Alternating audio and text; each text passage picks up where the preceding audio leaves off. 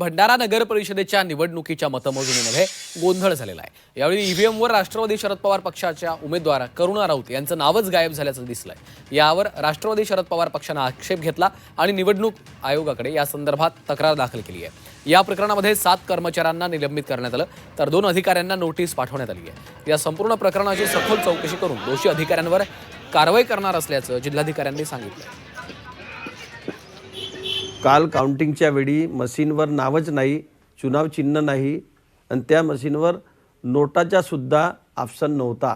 मला हे म्हणायचं आहे की जेव्हा काउंटिंगची सील तोडण्याच्या पूर्वी आणि काउंटिंग सुरू करण्याच्या पूर्वी खरं तर त्या प्रभागात एकूण उमेदवार किती, त्यांचे नाव मशीनवर आहेत का, त्यांचे चुनाव चिन्ह मशीनवर आहेत का, हे न तपासता काउंटिंग केली कशी हा एक विषय।